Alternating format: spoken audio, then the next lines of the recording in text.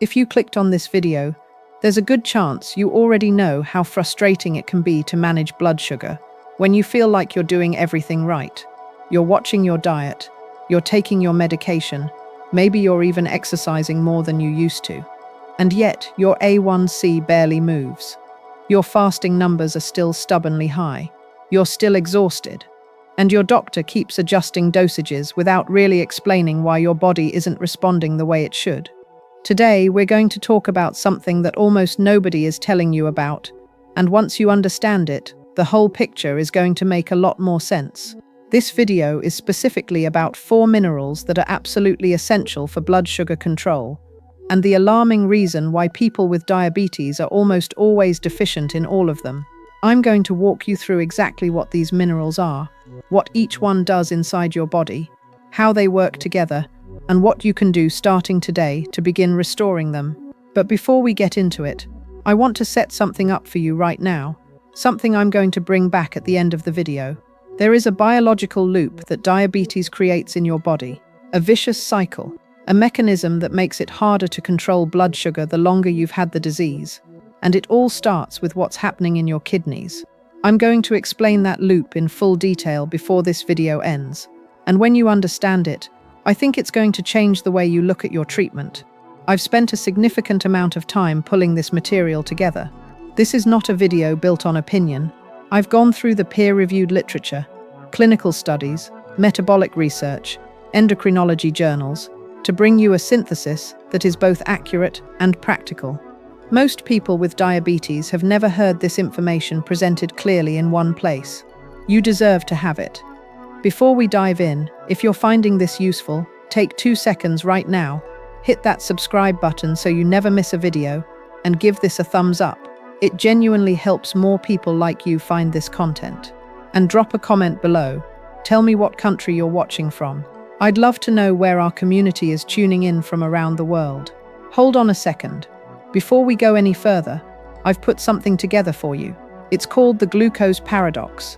It's a free guide on blood sugar and diabetes, and you can grab it for free through the link in the description. I'm telling you this now because I want you to finish this video with a concrete tool in your hands. To get it right away, just click the link in the description, head over to my site, and drop your email. You'll receive the guide in your inbox a few minutes later. But I don't want to take up any more of your time. Let's get back to the video. Let's start with the mechanism, because without understanding the mechanism, none of the rest of this makes complete sense. When blood sugar is chronically elevated, which is precisely what happens in type 2 diabetes and pre-diabetes, the kidneys go into overdrive. They are designed to filter your blood and regulate what stays in your body and what gets expelled in urine.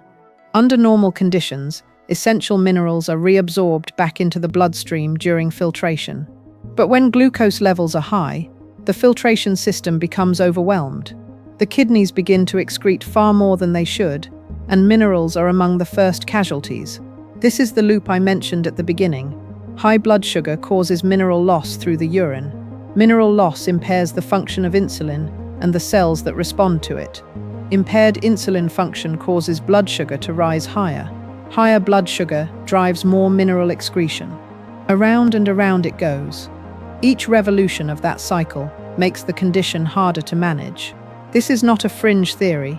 This is well-documented metabolic physiology, and it's one of the central reasons why so many people with diabetes find that the standard interventions produce diminishing returns over time. Now, the 4 minerals we're talking about today are not arbitrary. They were selected because each one plays a distinct, irreplaceable role in the biology of blood sugar regulation. Remove any one of them from the equation, and the entire system degrades. Restore them, and you may begin to see responses from your body that you haven't experienced in years. Think of it this way. Imagine insulin as the key, and your cells as locked rooms. Glucose, your body's fuel, is standing outside those rooms, waiting to be let in. For that fuel to get where it needs to go, the key has to work, the lock has to be functional, the door has to open smoothly, and the person managing the whole operation has to be in good health. Each of the 4 minerals we're discussing today corresponds to a different part of that system. When one part fails, the whole process slows down or breaks down entirely. Let's begin with magnesium, specifically magnesium glycinate, which is the form I'll be focusing on today, for reasons I'll explain shortly.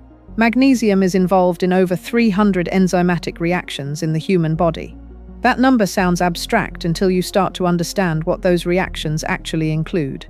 Energy production at the cellular level, muscle contraction and relaxation, nerve signal transmission, protein synthesis, and critically for our purposes, insulin signaling.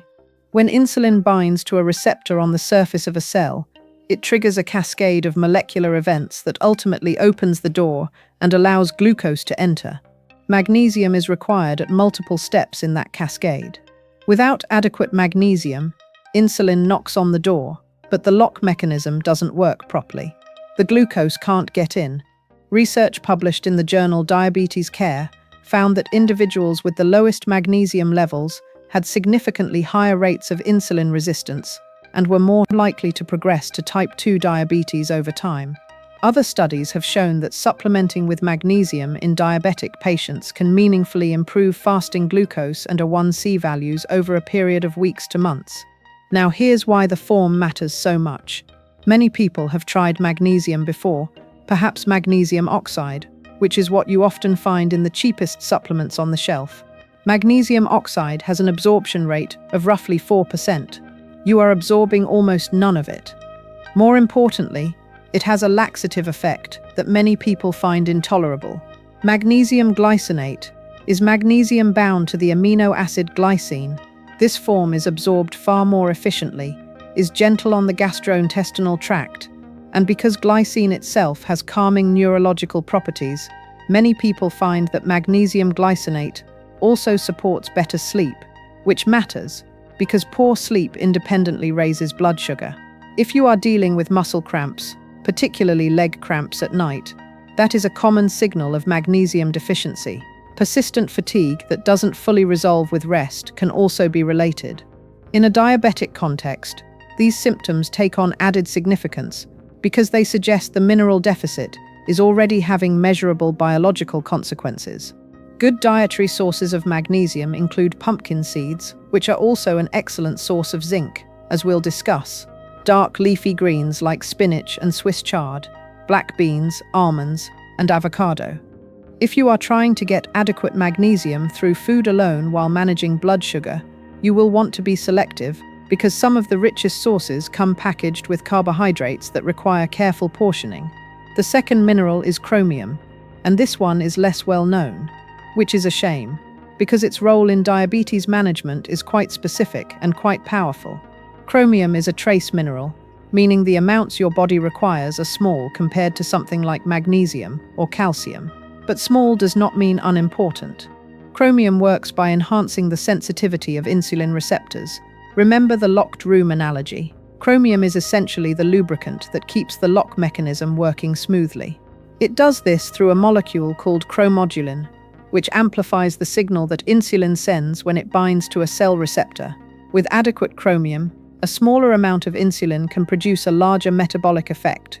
With chromium deficiency, insulin has to work harder to achieve the same result, and over time, that system becomes increasingly inefficient. One of the most practically important effects of chromium, particularly for people over 60, is its role in reducing carbohydrate cravings and what many people call sugar hunger. That relentless pull towards sweets or starchy foods that seems almost impossible to resist. Chromium deficiency can make that significantly worse. The biological reason is that when cells aren't absorbing glucose efficiently, the brain interprets this as a signal that the body needs more carbohydrate. It sends out a craving. You eat. Blood sugar spikes. Insulin floods the system. The glucose still doesn't get absorbed well because the chromium-dependent signaling pathway is impaired. The craving returns. This is another loop, and chromium can help break it. Chromium also plays a role in regulating hepatic glucose output. Your liver produces glucose. This is a normal metabolic function. It's called gluconeogenesis. But in people with type 2 diabetes, the liver often overproduces glucose, particularly overnight, which is why many people wake up with higher fasting blood sugar than they had when they went to bed. Chromium helps modulate this process, signaling the liver to reduce output when blood glucose is already adequate. The form I recommend paying attention to is chromium picolinate, which is chromium bound to picolinic acid. This binding dramatically improves bioavailability compared to other forms. Clinical trials using chromium picolinate have shown reductions in fasting glucose, postprandial glucose spikes, and in some longer-term studies, modest but meaningful reductions in A1C. Dietary sources of chromium include broccoli, which is one of the richest sources and also has other properties that support blood sugar management, as well as whole grains, green beans, and certain meats. Cooking in stainless steel cookware, interestingly, can also modestly increase chromium intake. The third mineral is zinc, and this one has a special relationship with the pancreas that I want you to understand deeply, because once you do, you'll never think about zinc the same way again. Your pancreas contains the highest concentration of zinc of any organ in your body. That is not a coincidence. It is a direct reflection of how critical zinc is to the production, storage, and release of insulin. The beta cells in your pancreas, the cells that manufacture insulin, use zinc as a structural component of the insulin molecule itself. Insulin is stored inside these cells in crystalline form, and zinc is what holds those crystals together. When zinc levels are low, insulin storage is compromised. The quality of the insulin being produced is degraded. The timing of its release becomes erratic. This is a level of biochemical specificity that most general practitioners simply do not have time to address in a standard 15-minute appointment. But it is foundational to understanding why so many people with diabetes who are on medication continue to struggle with control. If the pancreas cannot store and release insulin properly because it is depleted of zinc, no adjustment in oral medication is going to fully compensate for that deficit. Beyond insulin production, zinc plays critical roles elsewhere in the diabetic body. It is essential for wound healing, a major concern for people with diabetes, given that slow-healing wounds are one of the most serious and potentially dangerous complications of the disease. The cellular machinery that repairs damaged tissue requires zinc at multiple stages. Studies have shown that diabetic patients with low zinc levels experience significantly slower wound healing than those with adequate levels. Zinc also matters for eye health. Diabetic retinopathy, damage to the blood vessels in the retina, is the leading cause of vision loss in working-age adults and is highly prevalent in people who have had diabetes for many years. The retina contains high concentrations of zinc, and there is evidence that adequate zinc status may help protect retinal tissue from oxidative damage associated with chronic hyperglycemia. As with chromium, the form matters here. Zinc picolinate is among the most bioavailable forms available. Zinc oxide, again, often found in cheap supplements, is poorly absorbed. Zinc picolinate, zinc gluconate, and zinc bisglycinate are all preferable choices. Dietary sources of zinc include pumpkin seeds, which, as I mentioned, are also rich in magnesium, making them an exceptional food for this particular context. Oysters, which have the highest zinc content of any food. Beef, chicken thighs, cashews, and legumes. If you are primarily plant-based in your eating, be aware that phytic acid in grains and legumes can bind to zinc and reduce absorption. Soaking or sprouting these foods can reduce phytic acid content significantly. The fourth mineral is selenium, and this one operates at a deeper level than the others. Its primary function here is protection. Selenium is incorporated into a class of proteins called selenoproteins, and among these, the most relevant to diabetes are the glutathione peroxidases, a family of powerful antioxidant enzymes. The beta cells in your pancreas that produce insulin are uniquely vulnerable to oxidative stress.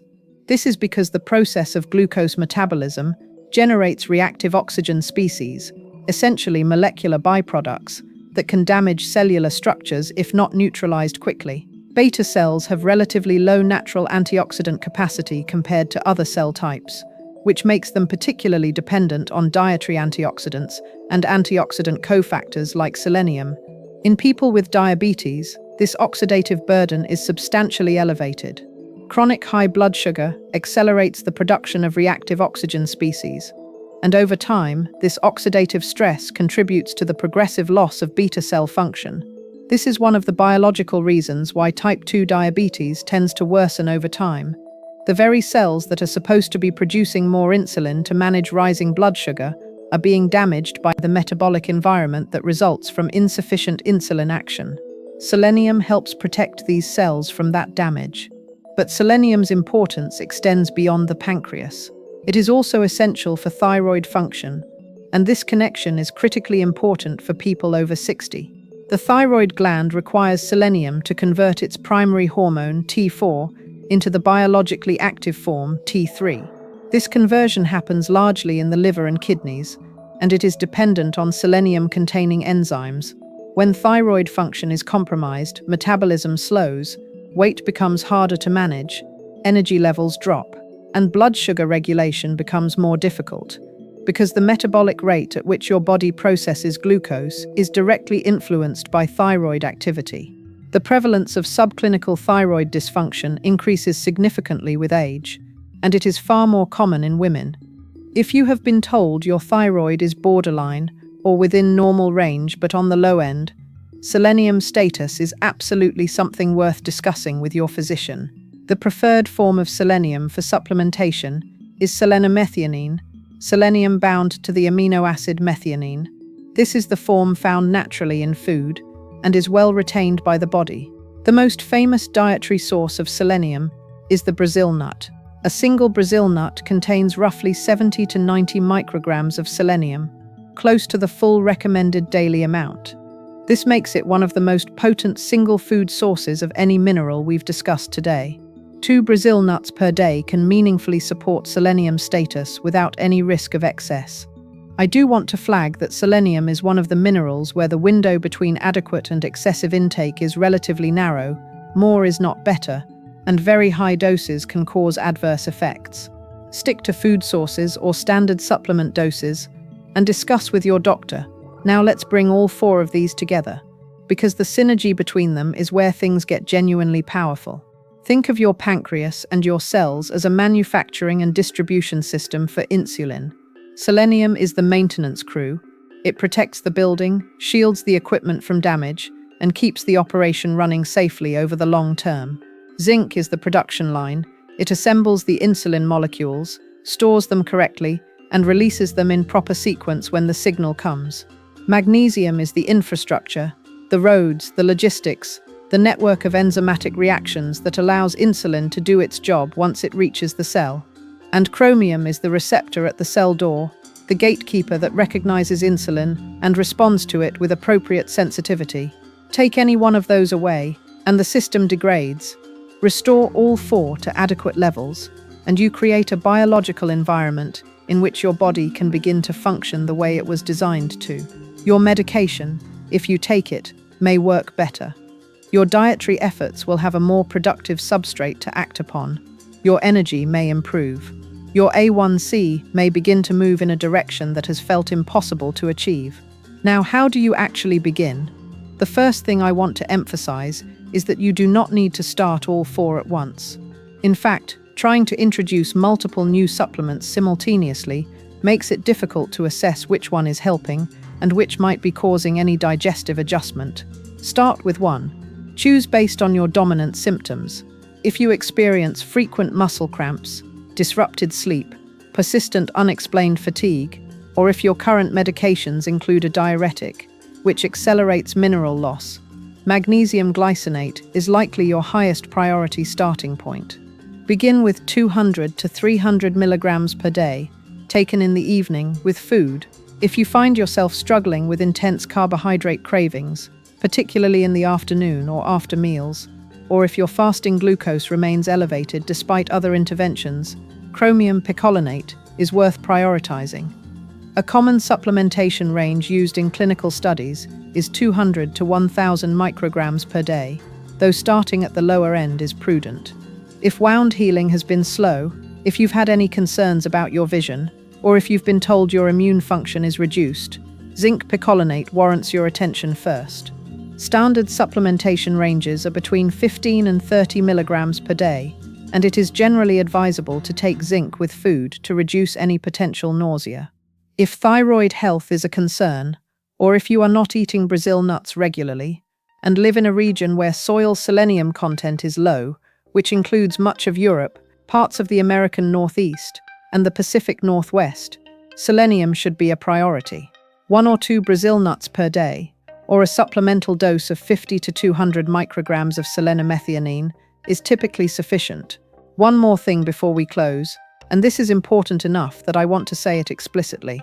These minerals can potentiate the effects of blood sugar lowering medications. If you are on metformin, sulfonylureas, insulin, or any other glucose-lowering drug, improving your mineral status may cause your medication to work more effectively than it currently does. That is a good thing, but it means you need to monitor your blood sugar more closely when you begin supplementing, and it means your doctor needs to know what you're doing. Do not adjust your medications on your own. Bring this information to your physician and have the conversation. The goal is collaboration, not replacement. Consistency is everything here. These are not fast-acting interventions. The research is clear that meaningful changes in fasting glucose and A1C require at minimum 12 weeks of sustained, consistent supplementation. Some studies show the most significant results at the 6-month mark. You are not going to take magnesium for a week and wake up with a transformed A1C.